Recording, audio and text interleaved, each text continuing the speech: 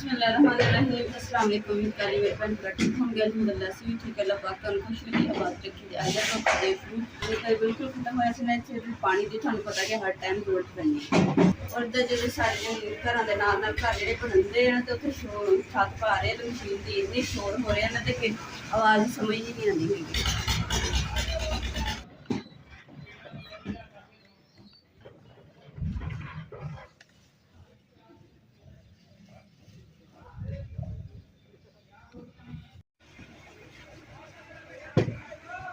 अल्हम्दुलिल्लाह जी बर्तन जो जिन्हें सट जाने सारे धो के तो मैं इतने रख दिते तो इंशाल्लाह इन्होंने मैं कटन के पा के जोड़ दूँगी ताकि खराब ना होना टुटन।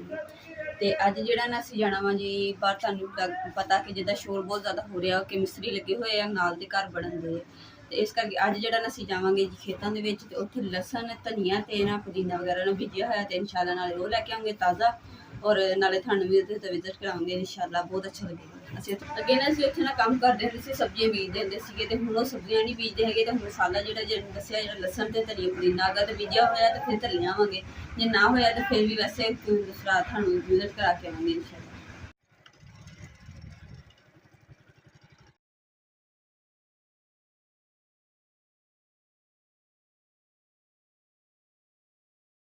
अल्हम्दुलिल्लाह जी रब्बे असी पहुँच गए हैं तो इतने देखो सब्ज़ा कितना खूबसूरत लगन दिया माशाअल्लाह और मैं तो काफ़ी देर बाद जाके अंदर खेतों की साइड से आई हूँ और कणका जी ना माशाअल्लाह भी पक्कियां पई अगे चल के देखते हैं कि अंकल या आंटी इतने है कि नहीं सब्जी वगैरह देखते हैं।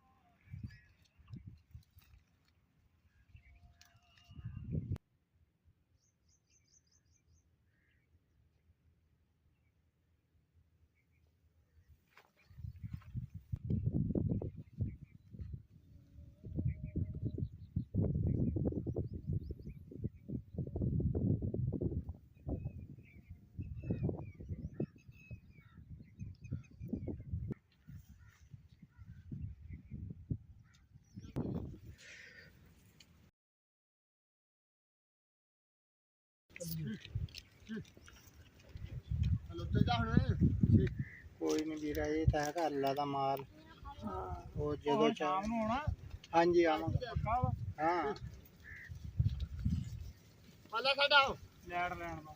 हाँ माल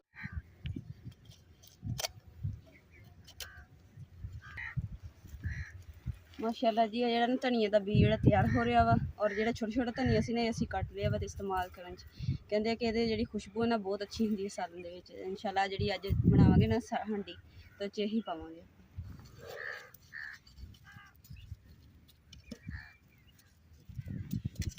मिर्ची इन्ना नहीं पे चलो और ये लसन जो ना बाजार च 150 रुपये पाइया वा लसन और देखो माशाल्लाह देसी लसन है नाल भी अच्छा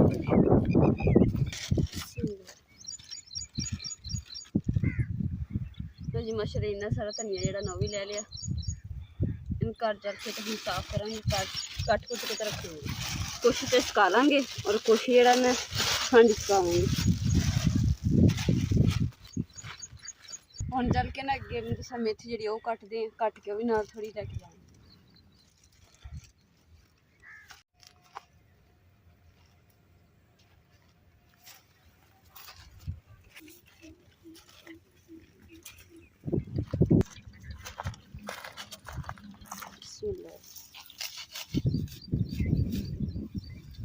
जिस अंबा के बूटे थले बैठे हैं तो इधर नाल पानी है ठंडी हवा लगती तो सुकून आ गया।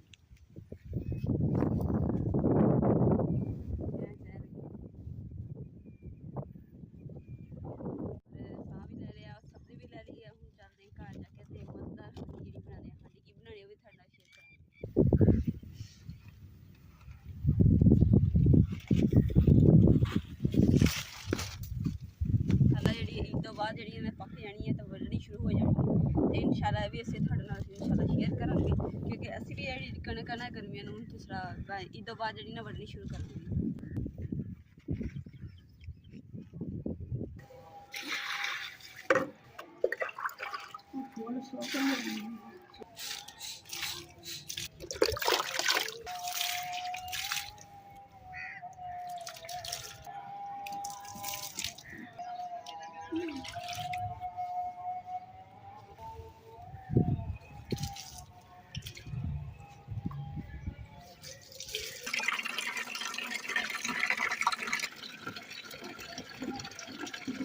ਅਲਹਮਦੁਲਿਲਾ ਜੀ ਘਰ ਵਾਪਸ ਆ ਗਏ ਪਹੁੰਚ ਗਏ ਤੇ ਹੁਣ ਜਿਹੜਾ ਨਾ ਮੈਂ ਟੋਕਰੀ ਦੇ ਵਿੱਚ ਸਾਰਾ ਕੁਝ ਕੱਢ ਲੈਣੀ ਹੈ, ਨਹੀਂ ਤੇ ਇਹਦੇ ਵਿੱਚ ਆਪਸ ਵਿੱਚ ਸਾਰਾ ਕੁਝ ਖਰਾਬ ਹੋ ਜਾਂਦਾ।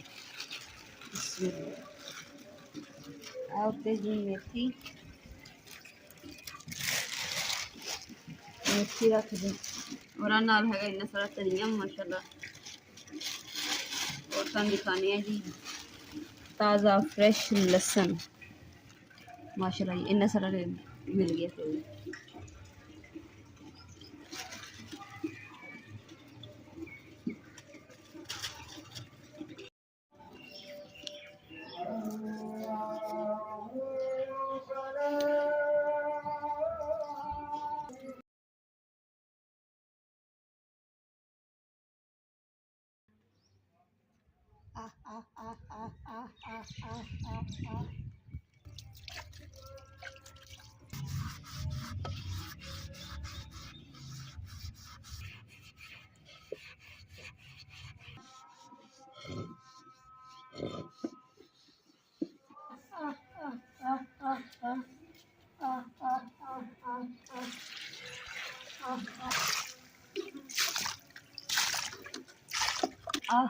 आजा ना लो।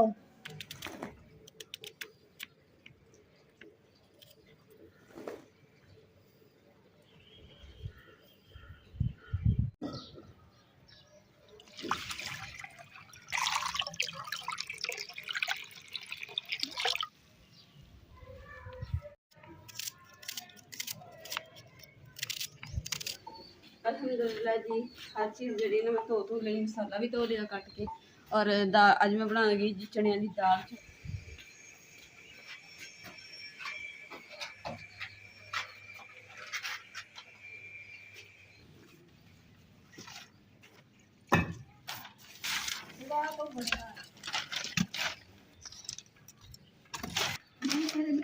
लकड़ा जी माशाल्लाह सुखियां वा ते उपर छप्पर इस वास्ते दिता ताकि रात नूं तरेल वगैरह पैंदियां ते लकड़ा गलियां ना होण।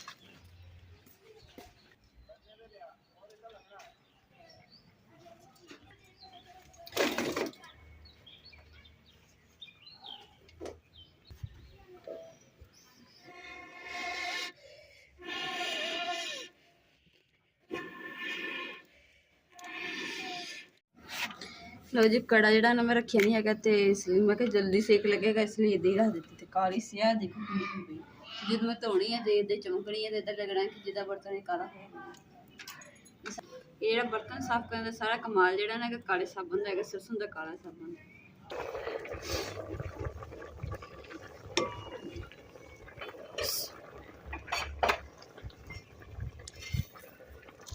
लग रहा है कि दाल जी हो गई है।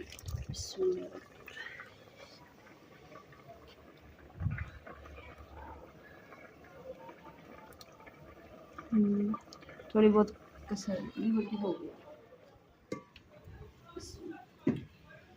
अल्हम्दुलिल्लाह जी दाल तो बाइट हो गई। हम दाल कट लेने हैं बाहर जिस बर्तन के मसाला जड़ा भुनना शुरू कर दी।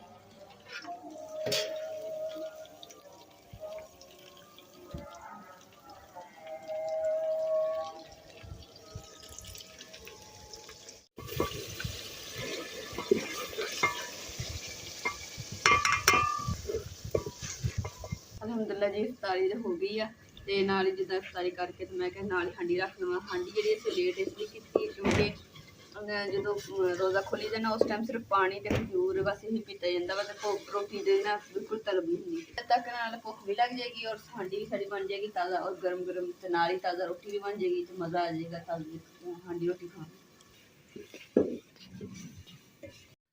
बर्तन हुण इकट्ठे करके खुदे च रख देनी है और जल्दी हुण आटा गुन के ताज़ा रोटी बनाऊंगी।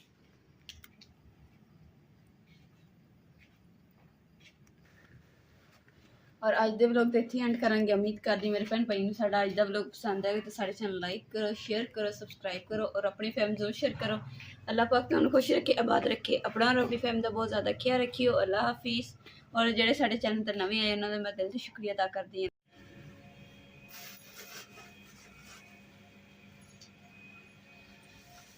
अल्हम्दुलिल्लाह जी, सालन भी बन गया और गर्मा गर्म रोटी भी बन गई। तो हम बिस्मिल्लाह करते हैं क्योंकि अम्मा जी हाथ मुँह धोन गए, सीधे ही आएंगे तो बिस्मिल्लाह कर दे। खीरा पिया सीगा, 2 छोटे छोटे खीरे 2 पे मैं नाल कट लिए। मैं चलो फिर भी ना रोटी नाल खाते जाएंगे, मज़ा लगेंगे।